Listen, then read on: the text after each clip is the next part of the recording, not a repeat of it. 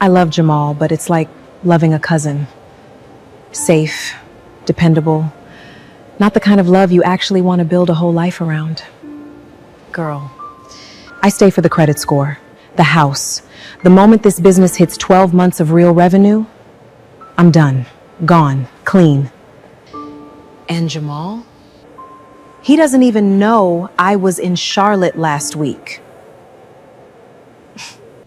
Behind the column, Jamal stood completely still, the flowers still in his grip. This man had given her 9 years, faithfully, quietly, without ever asking for applause. And his wife was describing their marriage like a financial arrangement she was already planning to exit. But what he found 3 days later, on the old laptop she swore was broken, that's when this stopped being a marriage and became something far more calculated than anyone knew. My name is Jamal Brooks. I am 42 years old, and for most of my adult life, I have held on to one belief so simple I never once thought to examine it. If you show up, if you keep your word, if you do the work without needing anyone to applaud it, the people who matter will eventually see it. I built my life around that conviction, the way my father built things, without shortcuts, without announcement. I had a good job managing logistics coordination for a freight operation near Charlotte Douglas International Airport. I had a house in Matthews, North Carolina, on a corner lot where 2 oak trees had been growing since before I moved in. I had a garage where I spent my quiet evenings restoring my late father's 1967 Chevrolet Impala, a project that was never really about the car. And I had my wife, Anaya, 37 years old, light olive brown skin, sharp hazel eyes, and hair she wore either loose or in a low knot depending on how seriously she wanted to be taken in a room. She wore blazers the way some women wear confidence, like it had always been hers. She had ambition the way some people have a second language, fluently, without effort, always available. I loved her. Not the greeting card version, the real, unglamorous kind. The kind where you know someone's specific moods and small fears, and you choose to stay anyway. What I did not know, what I had no framework to even consider, was that for over a year, my wife had been building a second life alongside ours. Quietly, deliberately, with the patience of someone who had made a decision and was simply waiting for the right moment to execute it. I might have gone on not knowing. Except for one Friday afternoon in November. Except for a bouquet of white lilies from the Harris Teeter on Matthews Township Parkway. Except for the fact that I loved her enough to drive to the airport, even when she told me not to bother. That simple reflex, wanting to see your wife after she'd been away, walked me directly into the truth. Charlotte Douglas on a Friday afternoon runs on a particular kind of energy. I parked in short term and walked in through the main doors, flowers in hand.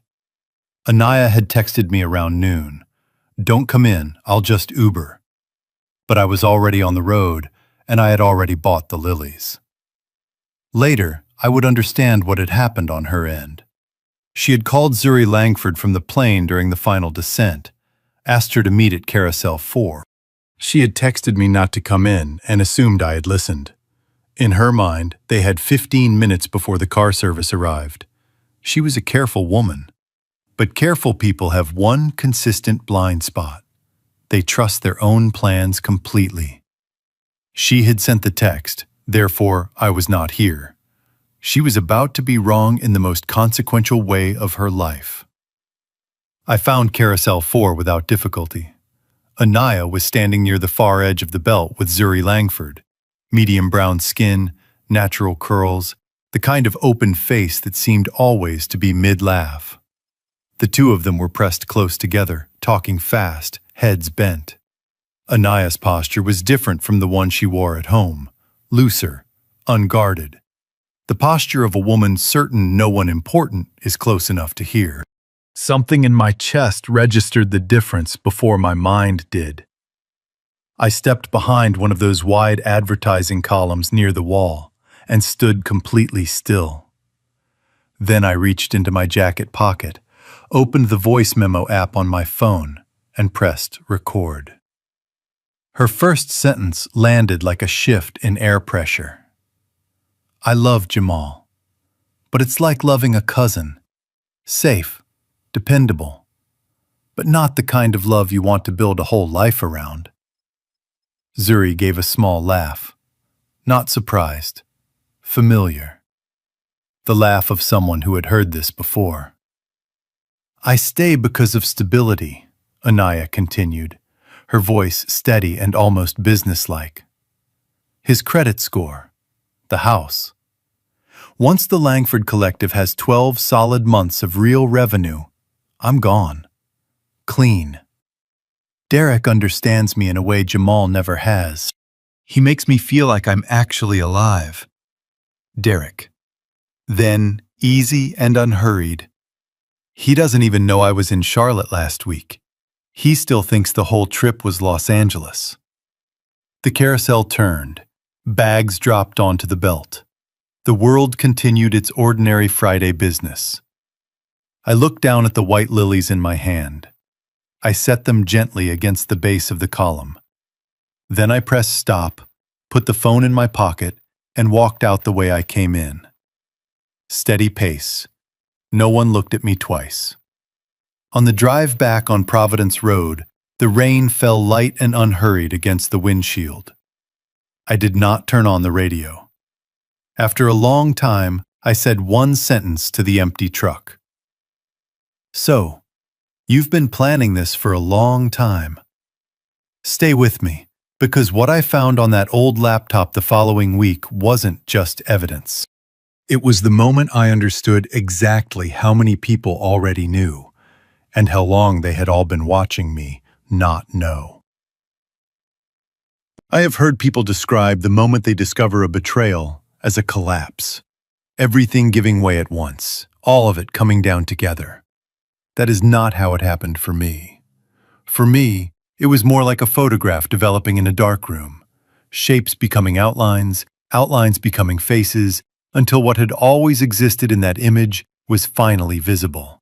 And once you can see it clearly, you cannot unsee it, not for a single moment of any day that follows. I drove home that Friday evening and cooked dinner. Chicken and rice, simple. I set the table for two. When Anaya came through the door 40 minutes later, I asked her how Los Angeles was. She told me, fluently, convincingly, with the easy detail of someone who has rehearsed a story until the telling becomes its own memory. She smiled. She asked about my week. She leaned against the counter the way she had for 9 years. I listened. I nodded. I said, I'm glad you're home. I meant it in some old and tired and still true way. But I was also, for the first time in our marriage, watching her.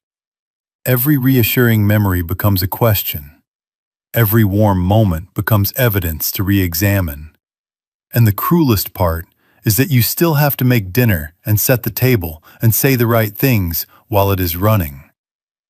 Looking back, I can trace the shape of what I chose not to follow. Last April, Anaya started staying later at her studio space on South Boulevard. I told myself it was the business in its early stages. In June, she changed the password on her phone. A new security habit, she said, after a colleague's account was compromised. I believed her.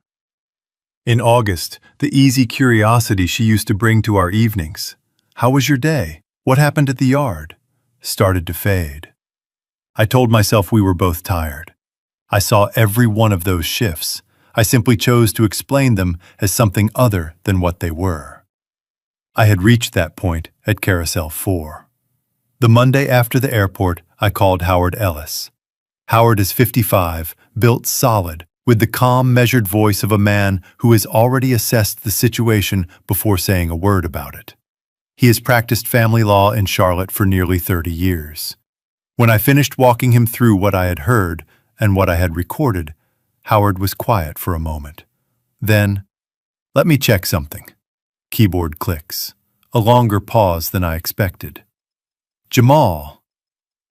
6 weeks ago, a preliminary motion was filed in Mecklenburg County Superior Court requesting a legal review of a family trust asset, a residential property in Matthews. The petitioner's name on the public record is Anaya Brooks. She filed a public record? A motion to compel disclosure of trust terms, public filing, anyone can pull it. She withdrew it 5 weeks later, once legal counsel confirmed the trust structure made her claim very difficult to prosecute. He paused. She was testing the door. When it didn't open, she withdrew and recalibrated. How long has this been in motion, Howard? At minimum, several months of planning preceded that filing. Document everything you come across naturally. Don't move anything, don't remove anything. But if something is in front of you, photograph it. I said I understood. Then I sat in my truck in the parking lot of a Bojangles on South Tryon Street for 11 minutes without starting the engine. After that, I drove home, smiled at my wife over dinner, and that evening took my father's old composition notebook to the garage and started writing everything down. Dates, amounts, patterns. 3 pages. Then I put the pen down and sat with it. 3 days later, I found the laptop. An older MacBook Anaya had told me stopped working months ago. I found it on the top shelf of the hall closet, behind a box of winter scarves. It powered on without difficulty. Inside a folder named LC Backup, the Langford Collective, I found archived messages between her and Zuri going back more than a year. I read through them with my phone in hand, photographing each screen carefully, the way Howard had instructed. Most of it was ordinary, but near the bottom of a thread dated 14 months earlier, Zuri had written, "Girl, I'm saying this as your best friend. Don't do Jamal like this. He is a genuinely good man. He has always been good to you, and if Mama Dot ever finds out, she will not forgive you for this. I mean it." Anaya had replied 4 minutes later, "Zuri, I love you, but stay in your lane on this one." That was the entire exchange. Zuri had known, for over a year. She had issued a real warning and been told, in 4 words, to stand down. Then kept coming to our Sunday dinners, kept calling me by my first name as though nothing had changed. I closed the laptop and returned it exactly where I found it. Then I went to the nightstand in our bedroom, back corner of the drawer, beneath a small jewelry pouch, a USB drive, thumbnail-sized, black. I copied its entire contents to a password-protected cloud account Anaya didn't know existed, then returned the drive to the exact spot, angle and all. On it was a scanned copy of my father's family trust documents, the spousal inheritance clause highlighted in bright yellow. Not a research reference, a working document. The kind you annotate when you are building a legal argument. I went back to the garage, turned on the work light, and stood with my hands in my pockets, looking at the Impala for a long time. Then I called Howard and said, "I have everything. How do we move?" "Come in tomorrow morning," he said. "We'll start building the file." Before we go any further, I need to ask you directly. Zuri warned Anaya. She knew the truth for over a year and stayed silent. Is she just as responsible, or was she simply a woman caught between loyalty and conscience, trying to protect a friendship she didn't know how to leave? Drop a yes or no in the comments. Or tell me, have you ever known something you weren't supposed to know and faced that choice? I want to hear what you did. Stay with me, because the night I placed that folder on the kitchen table is the night everything Anaya had carefully built began to come apart. There is a particular quiet that settles over a house when something inside it is about to end. Not a dramatic silence, just a specific stillness, the kind that exists in the space between what has been true and what is about to be said out loud for the first time. I had lived in that house in Matthews for 9 years. I knew its sounds the way you know the sounds of a place you have chosen to stay in long enough that it becomes part of your body's memory. The heat clicking on in December, the third stair's specific creak, the faint electrical hum of the kitchen light warming up. I had come to love all of it, not because any of it was remarkable, but because it was mine, and my father's name was in the foundation underneath it. That Tuesday evening, I set a manila folder on the kitchen table, and I sat down, and I waited. Anaya came in from the living room and stopped. She looked at the folder, then at me. Her face was composed. She was nearly always composed. But something moved behind her eyes that I had not seen there before. A quick, barely visible recalibration. The micro-expression of someone who has just recognized that a room they believed they controlled has shifted without their knowledge. "What is that?" "Sit down," I said. "Please." She sat. She adjusted the sleeve of her blazer. She folded her hands on the table in front of her.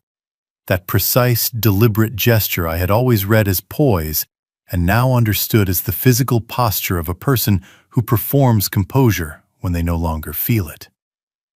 I opened the folder. What I had learned from 3 weeks of sitting quietly with what I knew was that clarity is more powerful than volume. You do not need to be loud to be heard completely. You only need to be precise and patient and willing to let each piece of evidence speak before moving to the next. The first document was the bank summary Howard had compiled. $23,400 moved from our joint checking account over 31 months. Many of the transfers had occurred on Fridays, the same Fridays I was running double shifts at the freight yard. I turned it toward her and said nothing. She looked at it without speaking. The second, a hotel receipt, the Westin on West Trade Street in Uptown Charlotte. Single room, 2 nights, charged to a card in her name. The dates corresponded exactly with the week she had told me she was in Los Angeles. I placed it beside the first document. Still said nothing. The third, a printed excerpt from the Zuri message thread, specifically Zuri's warning and Anaya's 4-word reply. I had printed only that exchange, not to dramatize, but because it established one fact that mattered more than all the others. Someone who genuinely loved her had looked her in the face and told her to stop, and she had chosen not to. She looked at that page for a long time. A muscle moved in her jaw. "Anaya," I kept my voice level. "I was at the airport the night you flew back, Carousel 4. I heard everything, and I recorded it." The color left her face in a way I had never witnessed before. Not a flush, an actual draining, as though something had been switched off behind her eyes. "Jamal, you told Zuri you stay with me for the credit score. For stability. That once the Langford Collective had 12 months of real revenue, you would be gone." I paused. "Those are your exact words. I'm not interpreting them." She tried to speak and stopped. Tried again. Stopped again. "The hotel receipt is from the same week as Los Angeles." Silence. "There's a public court filing in Mecklenburg County with your name on it. A motion to review the family trust. You withdrew it 5 weeks after filing when you realized the structure wasn't what you thought it was. The USB drive in your nightstand has the trust documents on it. The spousal clause is highlighted in yellow." This is the moment psychologists call narrative collapse. We all carry an internal story about ourselves, a version of our own behavior that we find acceptable, even justifiable. For someone engaged in systematic deception, that internal story requires constant maintenance. Small, daily reframings that tell them what they are doing is reasonable, necessary, perhaps even deserved. It is an exhausting architecture to sustain. What structured disclosure does is remove the maintenance scaffolding all at once. There is no remaining version of the narrative that holds together. The mind, confronted with that total removal, goes very still. It was the most still I had ever seen Anaya in 9 years of marriage. When she finally spoke, her voice carried something I had never heard in it before. something without its usual precision, something genuinely small. How long have you known? Long enough, I said. Long enough to be certain I wasn't wrong about any of it.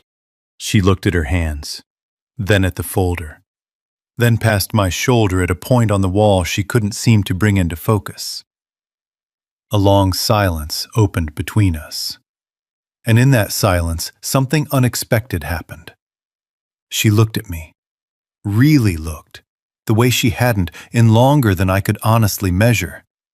And she asked, quietly, "Did you ever want me to stay?" I held her gaze for a moment. The question was real. I could hear that it was real. "I wanted the woman I thought I married to stay," I said. "But that woman and the plan you've been running for the last year, those aren't the same person.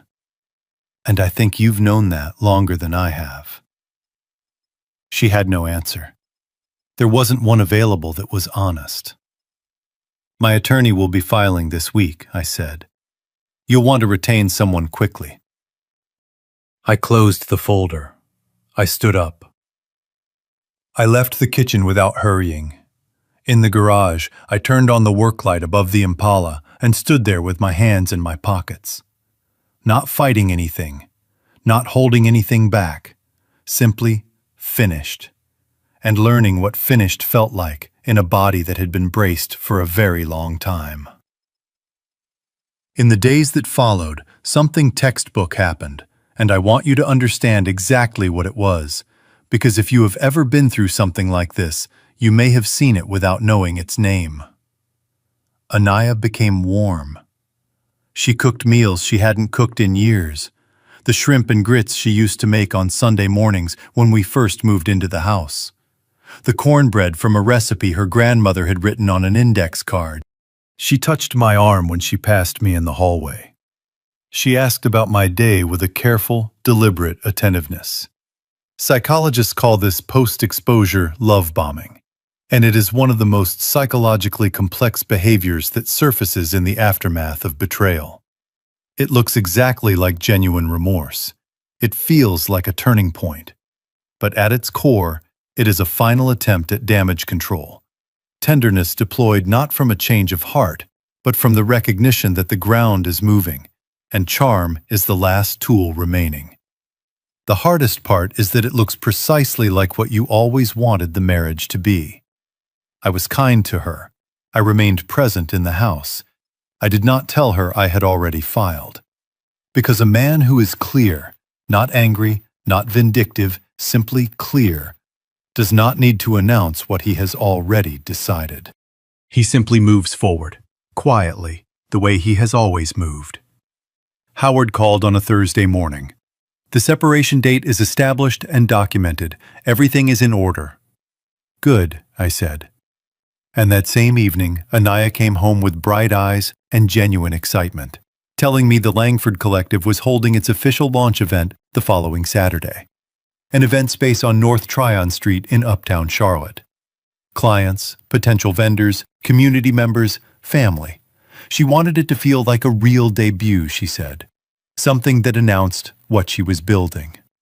She asked, warmly and without any apparent hesitation, whether I would come.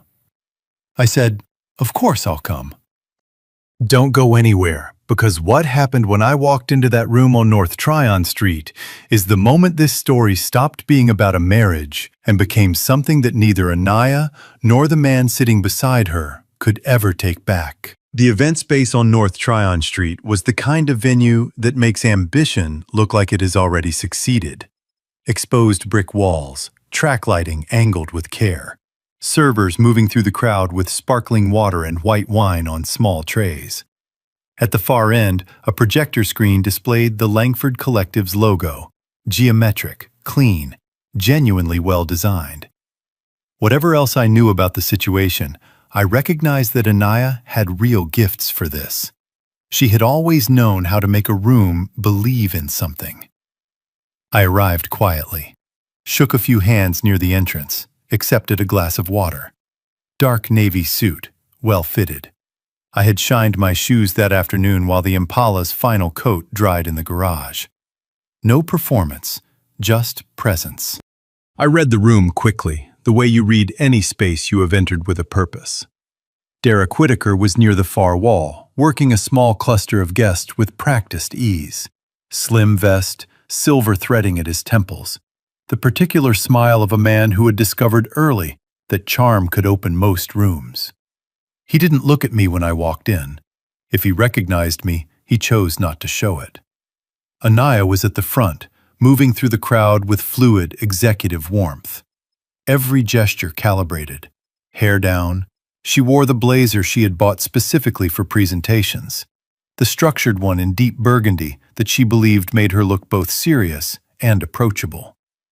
She had always been right about that. And in the third row of chairs, seated with the particular stillness of a woman who occupies space entirely by intention, was Celeste Langford. 68 years old, silver-white hair worn close and neat, pearl earrings she had worn to every occasion that carried meaning in her life. A face that held the particular authority of someone who has spent decades watching people carefully and has rarely been wrong about what they were actually doing. She met my eyes when I walked past her row. She nodded once, not warmly, not coldly, deliberately. The nod of a woman who had already made several assessments and was waiting to see whether the evening confirmed them. I nodded back. I found a position near the side wall with a clear sightline to the front of the room, and I waited. I want to take a moment here to explain why Celeste Langford mattered, not only as Anaya's mother, but as a specific and significant force in what was about to happen. Sociologists who study community-embedded families use the term reputational anchor to describe individuals whose standing is so established and whose public identity is so thoroughly built around specific values that their response to a breach carries weight far beyond their personal opinion. Celeste had spent 40 years building something real in this part of Charlotte. Her name held meaning at charitable fundraisers, on the boards of 2 community nonprofits, in the pews of her church, where people who had known her for decades trusted her judgment without needing to verify it. When she spoke publicly, rooms listened, not because of volume, but because of 4 decades of absolute consistency. She had said it plainly, more than once, at more than one community gathering over the years. Everything else you lose in this life, you can find your way back from. Your honor is the only thing that, once you give it away, you cannot buy back. Anaya had grown up hearing those words. She had simply calculated that her mother's loyalty to family would outweigh her principles when the moment came. That calculation was the most consequential error she made in an evening that would be defined by its errors. Anaya took the microphone at 7:30. She spoke for 12 minutes about vision, about what the Langford Collective was built to do for the communities she had grown up watching be overlooked, about the years of preparation that had gone into reaching this room, about what it meant to finally be here. She was compelling, fully present in the way speakers are when they genuinely believe in the moment they have constructed for themselves. The applause that followed was real and warm. The MC invited brief remarks from family and friends in attendance. I raised my hand. Anaya saw me. She smiled, the public smile, gracious and assured, and gestured me forward with complete openness. She had every reason to feel confident. I was the steady husband, the reliable man, the one who always showed up. She was right about that last part.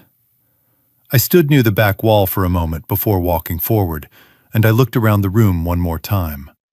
The vendors, the potential clients, a woman from a West Charlotte neighborhood association who had come because she believed in what Anaya said she was building. People who were preparing to invest their trust, their professional time, their community credibility into a narrative I knew had been constructed on a foundation that did not exist. I was not doing what I was about to do for myself. My own life was already decided. I had already filed. My own peace was not in question. But these people, they were about to build something on top of a story they had not been given the full version of. And if I walked out without saying anything, The only version they would ever receive would be hers. I walked to the microphone. I thanked the room. I acknowledged the genuine effort that had gone into the evening. Then I said there was something I had been carrying for a while, and that the people gathered here, family, clients, partners, community, deserved to hear it directly from me. I reached into my jacket pocket and pressed play. What I did at that microphone has a name in behavioral research: public accountability disclosure. One of the most psychologically significant acts available in cases of systematic, long-term deception. Private confrontation, as I had done at the kitchen table, addresses the relationship between two people. Public disclosure addresses the narrative a person has built for the world. For someone whose professional credibility, family standing, and community identity rest on a carefully constructed false story, public disclosure is not simply embarrassing. It is structurally destabilizing in a way that no private conversation can replicate. The room becomes the witness. The recording becomes testimony that no subsequent reframing can reach. The first sounds from the phone were ambient, the baggage claim level at Charlotte Douglas, the soft, rolling friction of luggage wheels on tile, the low mechanical hum of the carousel. Then her voice, clear, unguarded, completely unaware of being preserved. I love Jamal, but it's like loving a cousin, safe, dependable, but not the kind of love you want to build a whole life around. The room shifted. I felt it before I saw it, that specific collective transition from social ease into complete, suspended stillness. Zuri's voice, soft, a knowing laugh. I stay because of stability, his credit score, the house. Once the Langford Collective hits 12 months of real revenue, I'm gone, clean. Derek understands me in a way Jamal never has. Someone in the middle rows stopped moving entirely. A server near the side wall stood motionless, a tray held at chest height. And then the section none of them had heard, the part I had kept specifically for this room. I've already done the prep work. If I need to, I'll challenge the family trust. And Mama? A small, private laugh. Mama will understand once I explain it. She always comes around. I pressed stop. 3 full seconds of silence. The kind of silence that is not quiet at all. Then, from the third row, Celeste Langford stood up. She was not a physically imposing woman, but standing in that room, in that moment, she occupied every inch of it, the way genuine moral authority does, without requiring announcement or volume. She straightened the lapel of her jacket with one deliberate motion. She looked at her daughter across the length of that room with an expression I will not try to improve upon, because there is no language precise enough for what it carried. When she spoke, her voice did not waver, did not rise. It simply carried, clean and clear to every corner of that brick room. From this night forward, you are no longer my daughter. She picked up her handbag, she walked to the aisle, and she walked out. What Celeste did in that moment is what family systems researchers call public boundary assertion, the most socially powerful act available to a reputational anchor in a moment of communal betrayal. She did not ask for explanation. She did not offer negotiation or the possibility of a private conversation. She stated a conclusion, enacted it in front of witnesses, and removed herself. In doing so, she communicated to every person in that room, clients, vendors, community members, Derek Whitaker, that the social infrastructure undergirding Anaya's credibility had formally and permanently withdrawn its support. Rooms are very good at reading that kind of signal. This room read it immediately. 2 vendors near the entrance exchanged a look and rose from their chairs. Derek Whitaker was already moving toward the side exit, the practiced smile entirely absent, replaced by the blank, forward focus of a man calculating his losses. Zuri, seated near the back, had both hands pressed flat over her mouth. Anaya stood at the front of the room. She did not collapse. I want to be precise about that. She stayed on her feet. But everything she had carried into that room an hour earlier was gone. The executive warmth, the calibrated openness, the assembled version of herself she had spent months preparing for this debut. Gone. She looked at me across that space. I held her gaze for a moment. Not with triumph, not with coldness, with the quiet, finished recognition of a man who had loved his wife genuinely and been met in return with a plan. Then I set the microphone back in the stand, buttoned my jacket, and walked out through the front door onto North Tryon Street. The November air was cold and clean. Charlotte moved around me, continuous, indifferent, full of its own purposes. I had parked 2 streets over. I walked there at my normal pace. I did not feel triumphant. That is the truth. I felt finished. And finished, I had learned, is a different thing entirely. Quieter than triumph, and more durable.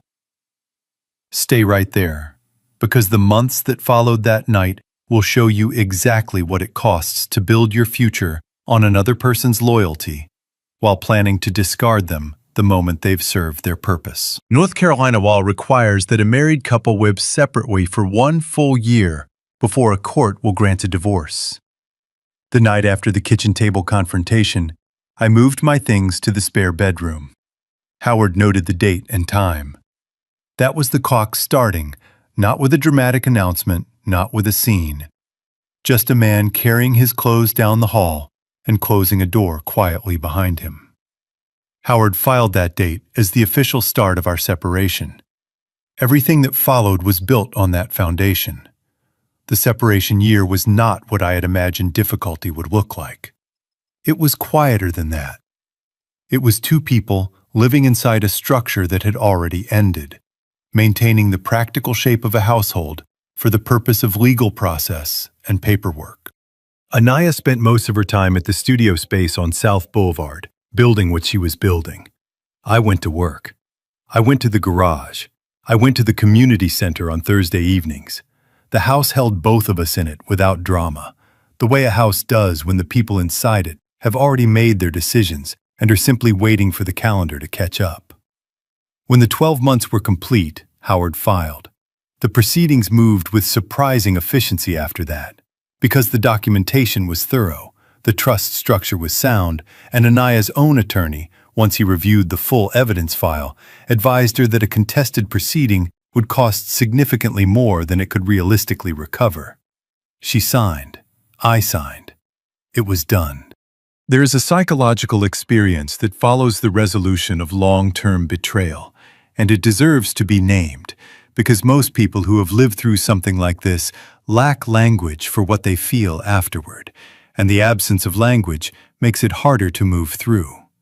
Researchers call it post-betrayal identity reconstruction, the slow, disorienting work of rebuilding a sense of self that was partly organized around a relationship that turned out to be built on false premises. It is not simply grief, though grief is woven through it. It is the deeper, stranger work of determining which parts of who you became inside that marriage were genuinely yours, and which parts were shaped by a context that no longer exists. For me, that work happened mostly in a garage. With a 1967 Chevrolet Impala, my father's tools, and the particular silence of a space where nothing needed to be explained or managed or performed. That kind of quiet, hands-on labor is not a retreat from processing.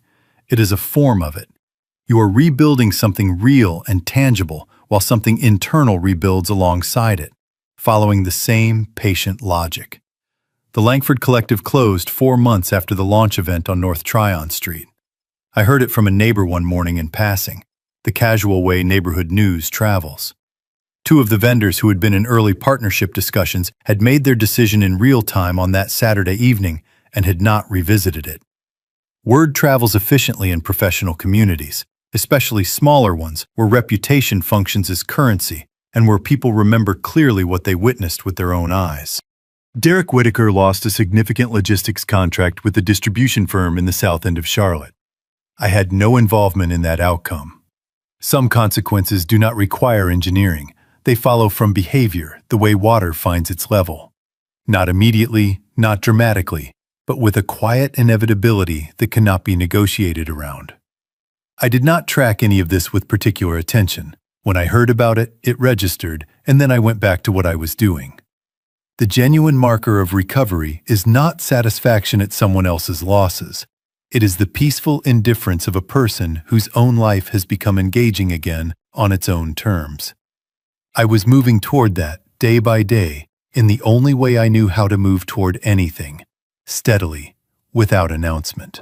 Zuri Langford came to my door on an afternoon in late March. I had sensed, in a quiet way, that she eventually would. She was not a woman built for the long-term weight of sustained silence. Her conscience was genuine, not convenient, not selective. And genuine consciences do not stay quiet indefinitely. They find their way to the surface eventually. She stood on my front porch with her hands folded in front of her. She told me she owed me an apology, that she had known more than she ever said, and for longer than she had let on. That she had been carrying the weight of that silence ever since the night of the launch event, when she had sat in the back of that room with her hands over her mouth and understood fully, for the first time, the cost of what she had chosen not to do. She told me that after that evening, her friendship with Anaya had ended. Not dramatically, simply dissolved, the way things dissolve when the pretense holding them together is finally gone. She told me her family had heard what happened. She told me she was sorry. I listened to all of it. "Zuri," I said, "I appreciate you coming. I mean that." She waited. "But I don't need to hear more of it," I said, quietly, without any edge in it. "What happened, happened. You made the choices you made, she made hers, I made mine. We've all landed where we've landed. And you came here, which matters. But I'm done looking backward." She nodded. Her eyes were bright in the way eyes get when tears are close, but the person is holding them back by will. "I hope you find what you're looking for," I said. And I meant it. Not as a dismissal, as a genuine wish for someone who had clearly been carrying something heavy and had finally decided to put part of it down. I closed the door gently, and I went back to the garage. Not with coldness, with completion. A week after Zuri's visit, a vendor who had been in early discussions with Anaya's business sent me a text. Someone I had met briefly at an industry conference the previous spring. He said he had heard things early on that caused him to question my professional character. He said he now understood that had been wrong, and he hoped there might be a way to make it right professionally if I was open to it. I read it twice. I set the phone face down on the workbench.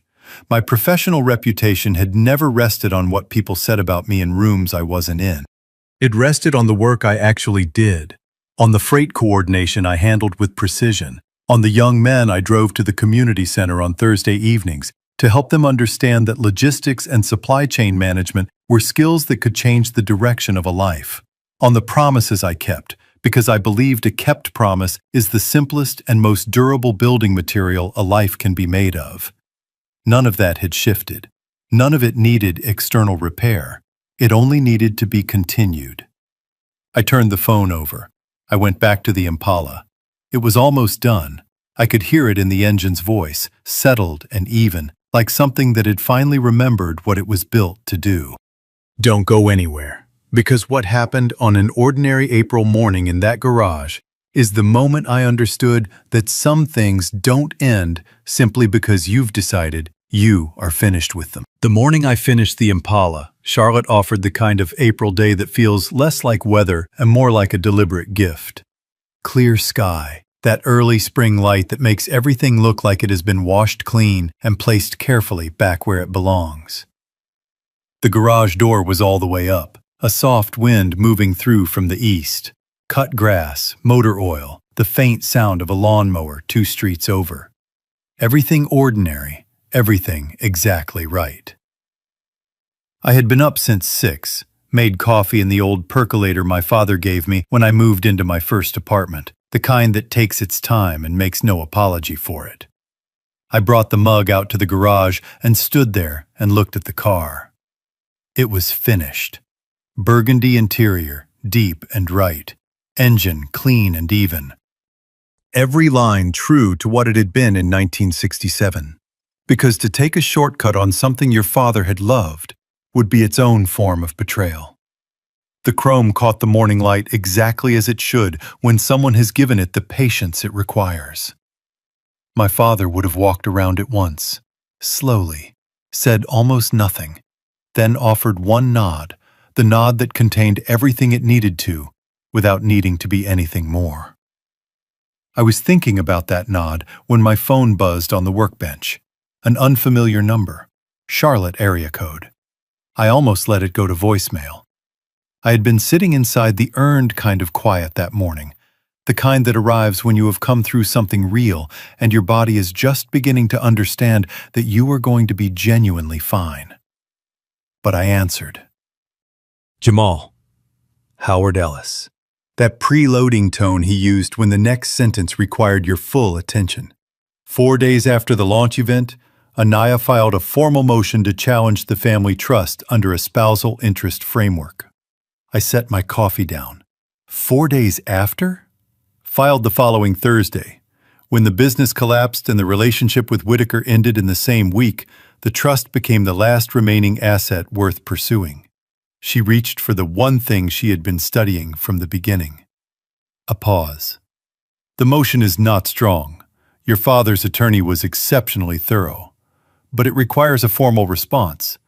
Can you come in Thursday? Researchers who study what they call desperate asset pursuit find it is less about the asset itself and more about the need to retain some form of agency when all other forms have been removed. When everything else is gone, the last legal claim becomes the last thing a person can control. It is not rational strategy. It is the final move of someone who cannot yet accept that the game is over. Thursday, I said. I'll be there. The foundation your father built holds, Jamal.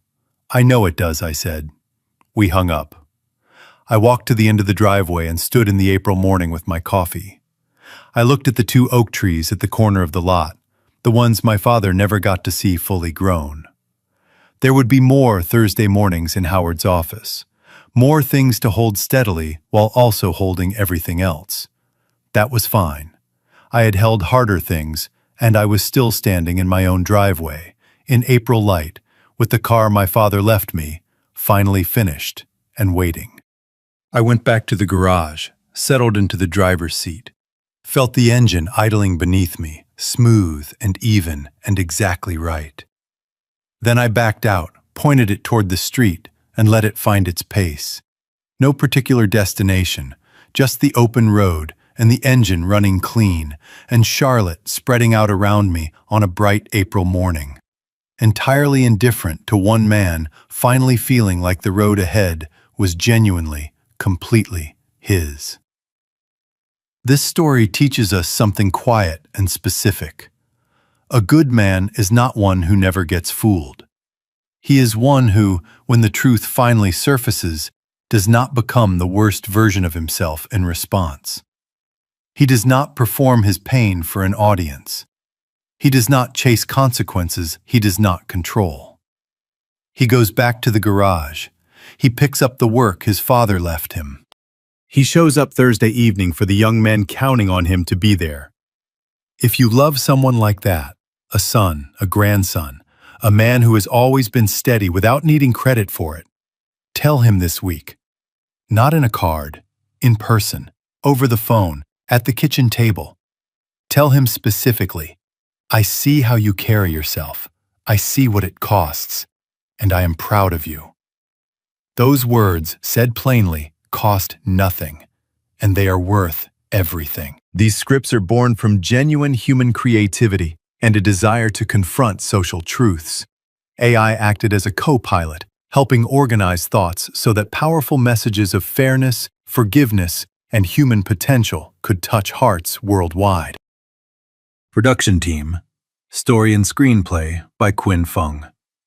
Character development and visual conceptualization by Chris Nguyen. Video scripting and scene adaptation by David Nguyen. A passionate team dedicated to bringing this story to life.